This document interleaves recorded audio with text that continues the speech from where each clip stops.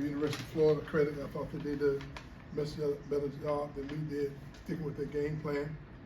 I thought for them to be down what they were at halftime, come back and make the adjustments offensively and defensively, mostly defensively. I thought that their energy second half created some turnovers.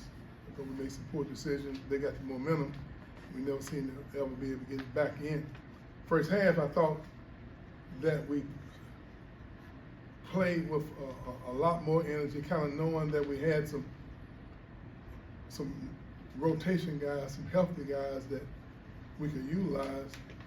But I also think that from a coaching staff standpoint, I got to get a better handle on how to rotate and utilize guys who have not played at all.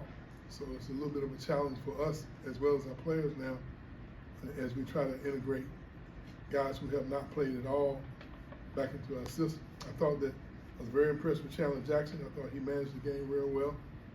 I thought that we got Dante hadn't played since in January of his high school year, so just getting on the court for him was progress within itself. Obviously, Naheem was a little off there a little bit because he hadn't totally 100% recovered from his injury, but I thought he gave a pretty good effort. Cam Fletcher, he was challenged a little bit by upset stomach, but you got to give credit to Florida for just going out and doing what they had to do the second half, put themselves in a position to win. It's not easy to go on the road, be down 17 and a half, and come back and try to figure out a way to win. So you have to give them the credit for their focus, their consistency throughout the game. And my hat goes off to them. Any questions? Coach Golden talked about your team beating the Scout, he said, in the first half, and then kind of pivoting to, you mentioned the defensive pressure. What was it about that? I mean, it just seemed like it was giving y'all a whole bunch of problems. Well, we there's a certain demeanor you got to have when you're facing pressure like that. And there are some fundamentals that we just haven't mastered yet. That's just to call it like it, to be honest with you. I thought that we've always been able to fight pressure. And tonight I thought we gave into it. They started two little point guards, and I thought that our guys didn't handle that very well. Just the deflections, steals. I think they might have poked the ball from us about 4 times. And I think they might have scored on all 4 of them. Getting easy baskets on turnovers that I think that we could have handled a little better. But that's their aggressiveness and our inability to handle the pressure. Did you feel like, do you think it was Florida coming in the building or getting some guys back that brought that energy in the first half? I thought it was as much, I thought probably a little bit of both. Because we had tremendous respect for Florida's program. We knew that we were going to get their best shot. And we kind of had the upper hand on them for the last couple of years. And rivalries don't like that. So we just got to adjust.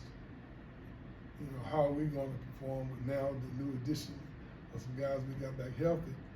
And as coaches, we're going to have a little more confidence in those guys and not put our guys in situations where they got to play as many minutes as our guys had to play in relation to how we like to play. Some people can do that. That's not how our program is built.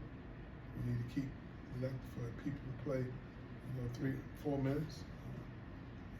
4.5, sometimes 5, and take a blow and someone else come in and give them the same level of effort. And we have not been able to do that, so we got to get in the rhythm back now, and we hopefully, for too long, can be back in the same playing the way we want to play. Over the years, we've heard you talk a lot about how important it is to ball movement, pass, give a number of passes and touches. What do you think is contributing right now to the long stretches of sort of that? A lot of dribbling and one-on-one. Well, in the past, we've always had some veterans, some 3rd and 4th year players who've been around, kind of set the table. Now what we're doing, we're playing with guys we're still trying to teach them. And our system is a little different than what they've become accustomed to. And we have not mastered that yet. We're not in sync. We normally make 230 passes a game. I'll be surprised if we made 75 in the second half. And it's not as much the dribbler is as much as somebody really being a good receiver. You know, we got guys they're not we're not moving enough to make ourselves available for catches to reverse the ball. A lot of guys come from programs where they run a lot of sets, and so they don't require them to move as much. That's part of what we thought we had solved. We worked on it all summer, and I think we'll get there. I think we'll have a learning session tomorrow. I mean, not tomorrow, but Sunday. We're taking a mandatory day off tomorrow because we have 4 games the following week in 8 days. So we gotta keep teaching, keep holding them accountable, and see whether or not we can stop this skid. It's a long time since we've had to deal with this many losses in a row, and especially at home. And so we gotta take some pride in how we address that and turn it around.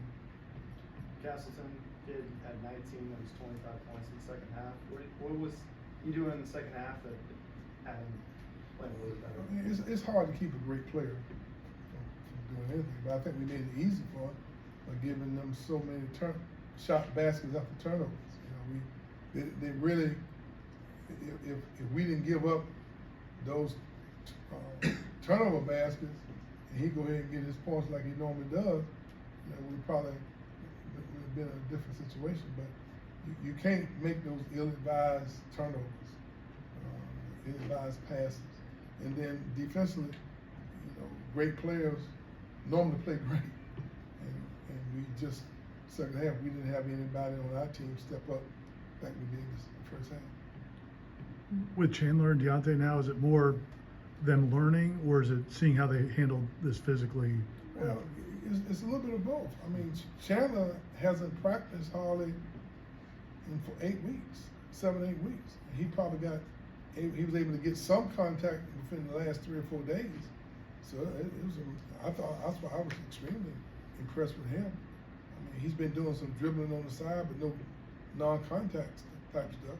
He's been able to get in some drills, but he hasn't been able to get in any contact. And it's hard to come out there and be totally sharp when you haven't practiced but maybe 3 or 4 days of contact in the last 8 weeks. Mm-hmm. So, but I was pleased with what I saw. Dante, obviously, we just want to get his feet wet, but he hadn't played since last January. And I'm surprised and pleased that he's able to be 100% recovered at this particular point. I literally thought we'd be redshirting him for the whole year, but he's done such a good job recovering and working out and lifting weights and training. So and he was completely healed. He wanted to play, and his parents wanted him to play, and we needed another big body. Now we just got to make sure we get in the sync with everyone else. Because he just got released a couple days ago to practice as well. Everybody else set?